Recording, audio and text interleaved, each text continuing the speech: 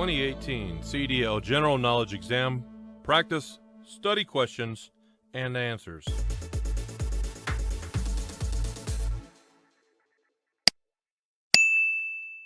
Question number 26.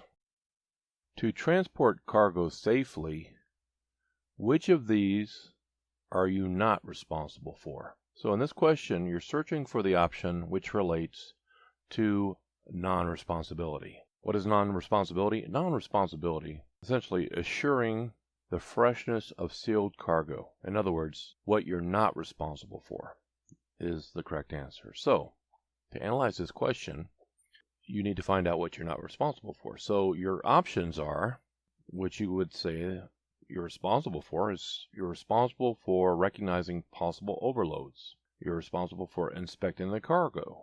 And you're responsible for making sure the cargo is properly secured. So you're not responsible for the state of sealed cargo, nor can you inspect it. You are only responsible for the safety of the cargo, ensuring that it is balanced, secured, and not overloaded, and does not get in the way of emergency equipment.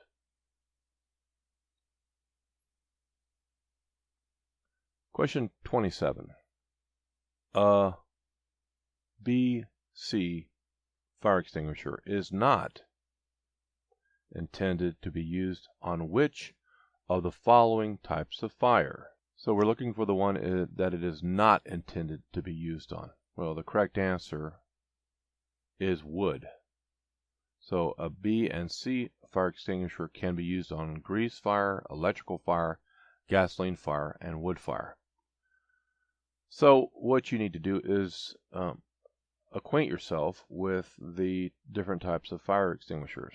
Now, analyze what type of fire that a BC extinguisher is intended to be used on.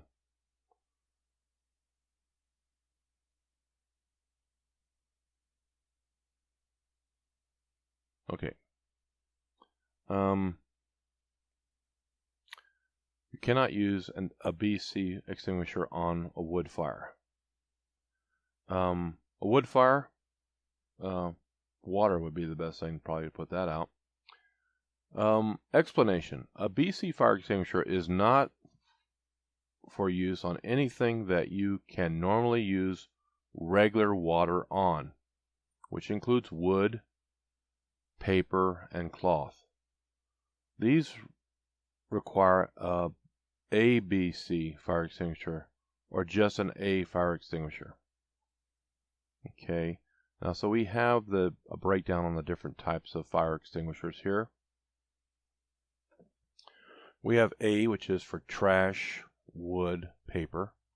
Fire extinguishers with Class A rating are effective against fires involving paper, wood, textiles, and plastics. The primary chemical used to fight these fires is monoaluminum phosphate, because of its ability to smother fires in these types of materials. I'm not so sure about using water on plastic, my personal opinion, but I suppose you could do it. But for a wood fire, I would definitely suggest water. Now the next class is B, which is for liquids. Fire extinguishers with a Class B rating are effective against flammable liquid fires.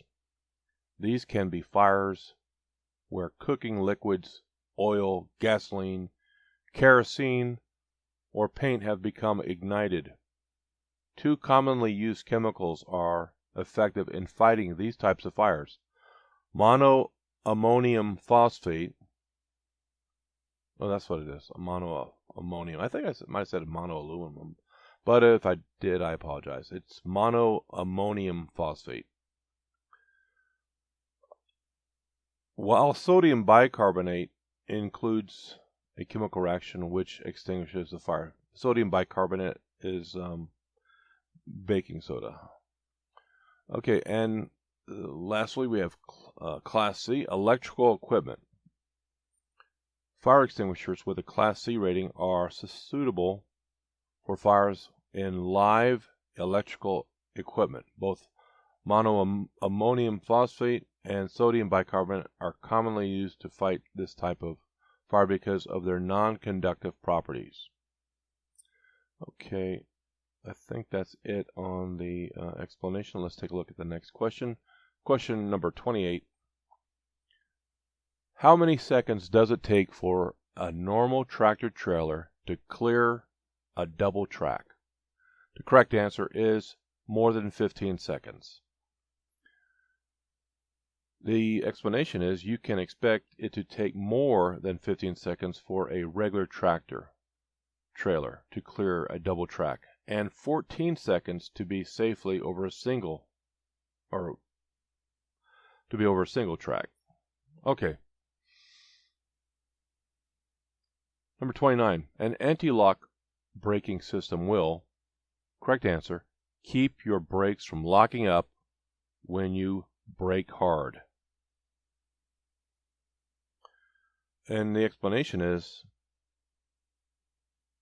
ABS only really kicks in to save you from over-braking and will not change the way you normally brake.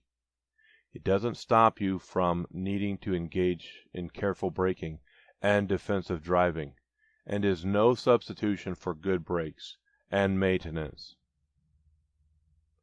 It will, however, save you from having your brakes lock and getting in an accident.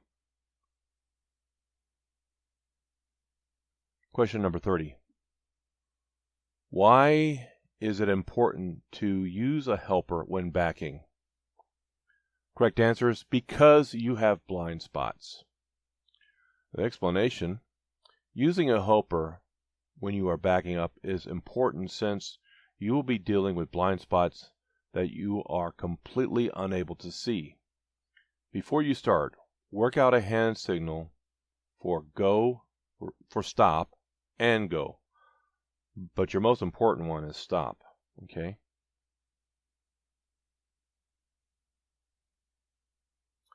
Question 31. Always try to back toward the driver's side because, correct answer, you can see better watching the vehicle rear out of the side window. The explanation is you should always back toward the driver's side because you will be able to see things much more easily. For example, you can keep an eye on the vehicle's rear by viewing it out of your side window. If your truck pulls toward either direction, it needs service. Your next comfort should not affect your safety decision. Pardon me. Okay, question number 32. How can you determine if your vehicle is equipped with ABS? Now, in this particular situation, all the answers are correct. So let's go over each one. Check if your vehicle was manufactured after March 1st, 1998. They are required to have a panel light. Second option, check for yellow ABS malfunction lamps on the instrument panel. And final option, look for wheel speed sensor wires that are coming from from the rear of your brakes. And again, all these are correct. The explanation is most vehicles now will have a light on the instrument panel that will illuminate briefly when the vehicle is started to alert you about the ABS, but you can always check for wires from your brakes. Question 33. The definition of hazard is, and the correct answer is, a road user or road condition that could be a possible danger. And the explanation is, a hazard is something that could go wrong, but it won't if you've been vigilant. Question 34. Starting the engine and inspecting the cab involves each of these tasks, except, so here you're looking for the exception. So Well, what does it involve? Well, it involves checking the transmission controls. It involves checking the air pressure gauge. It involves starting the engine, then listening for unusual noises. Okay, but the question is asking for the exception. So the correct answer is what it doesn't involve. It doesn't involve starting the engine, then starting the engine, then putting the gear shift in neutral. So now, with respect to this question only, this is not the answer that you're looking for. You're looking for the not answer. So this is sort of like a trick question. Instead of asking you what you should do, they're asking you basically what you shouldn't do. And here's an explanation. Please note that the question contains an except clause. When performing this part of the inspection, however, you must put the gear shift in neutral, then start the engine and listen for any unusual noises. Once you perform the engine check, you will check all of your gauges and controls, such as the air pressure gauge and transmission controls. Okay. Question number 35. Which of the following statements about retarders is correct? Well, on this particular question, all of the answers are correct. So let's go over each one. The first option is retarders help slow a vehicle, reducing the need for using your brakes. The second option is you should turn the retarders off whenever the road is wet, icy, or snow covered. And option number 3, when your drive wheels have poor traction, the retarders may cause them to skid. Again, all of the answers are correct. So let's go to the explanation. While retarders can help reduce the need for your brakes,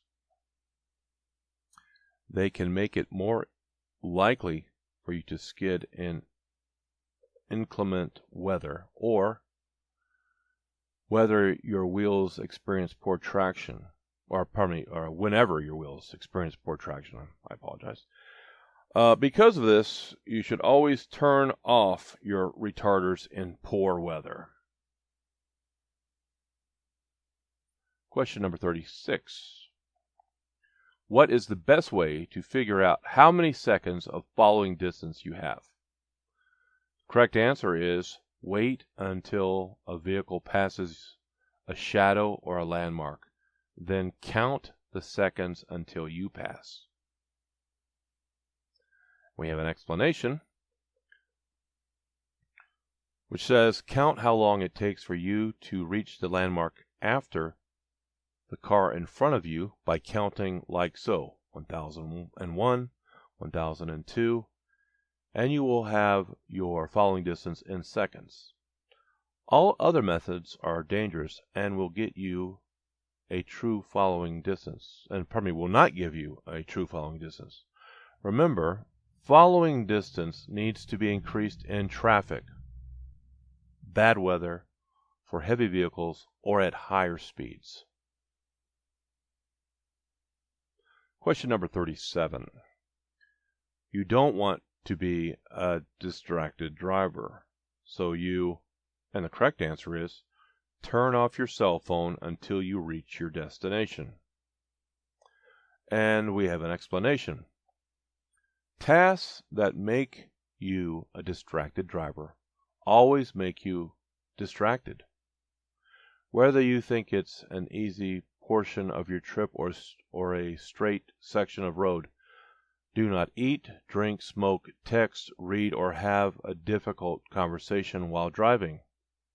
In an ideal situation, turn off your phone and keep it off until you are done driving for the day. Question number 38. Which of these is the most important thing to remember about emergency brakes? And the correct answer is, if the wheels are skidding, you cannot control the vehicle. Question number 39. The parking brake should be tested while the vehicle is, and the correct answer is, moving slowly. Question number 40. Which of these statements about tires and hot weather driving are true? The correct answer is, you should inspect your tires more often. Question number 41. What factors determine a person's blood alcohol content? And the correct answer in this particular question is all of the above. So let's look at the options. The first option is how much alcohol you drink. Option number 2, how fast you drink. And the third option is how much you weigh.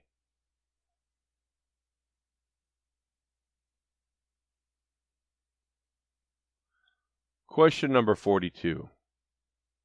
Hazardous material placards are, and the correct answer is all of the above. So let's look at the correct options that we have.